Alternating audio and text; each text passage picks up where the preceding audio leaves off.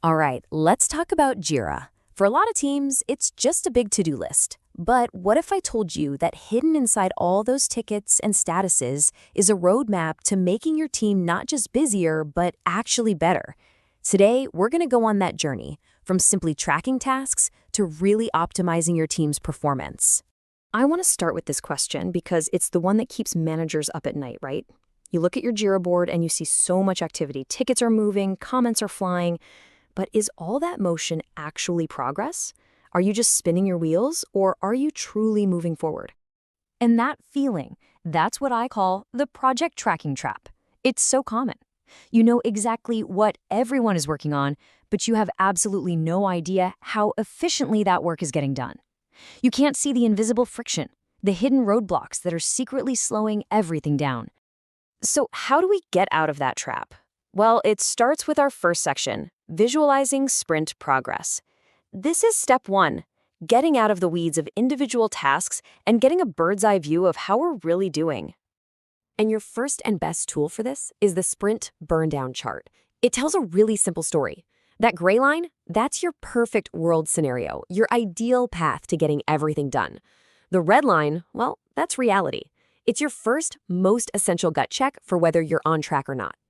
And you know what? Setting one up is ridiculously easy. Seriously, you just pop over to your Jira dashboard, add a new gadget, and search for the Sprint Burn Down gadget.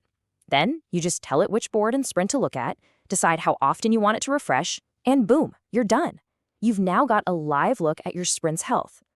But, and this is a big but, a burn down chart only tells you if you're on schedule. It doesn't tell you why you might be falling behind. It shows you the symptom, like that flatlining red line, but it completely hides the cause. It doesn't show you where in your process the work is actually getting jammed up. And to find that root cause, we have to put on our detective hats. Welcome to Section 2, the bottleneck detective. It's time to dig deeper, to go past the surface and uncover the real story of how work flows, or doesn't flow, through your team. Our number one tool for this investigation is a metric called time in status. It's such a simple idea, but it's incredibly powerful. All it does is measure how long a ticket sits in each column on your board, how many hours in to do, how many days in progress, how many weeks in review. It's like a magnifying glass for your entire workflow. So why does this one metric matter so much? Well, because with it, you can pinpoint the exact spot where work grinds to a halt. You can see if your code review process is a black hole where tickets go to die. You can spot if one person on your team is consistently overloaded. And once you see all that, you can start making your future sprints way more predictable. Okay, so you found the bottlenecks. Now what? Well, that brings us to Section 3, from data to action. Because finding the problem is only half the battle. The real magic happens when you turn that data into actual, meaningful change. And let's be really clear here. The goal isn't to play gotcha or to micromanage anyone. Not at all.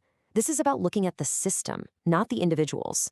The data is just a tool to start a conversation about how we as a team can make our entire process smoother and less frustrating for everyone. So, what are you looking for in the data? First, you look at the average time in each status. That's your baseline. That's what's normal. Then you go hunting for the outliers, the longest times. These are your big flashing red lights, the tickets that got stuck in the mud. And hey, don't forget to look at the shortest times too.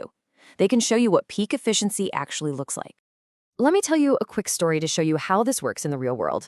There was a software team, right? They felt like their development cycles were too long, but they couldn't prove it or figure out why.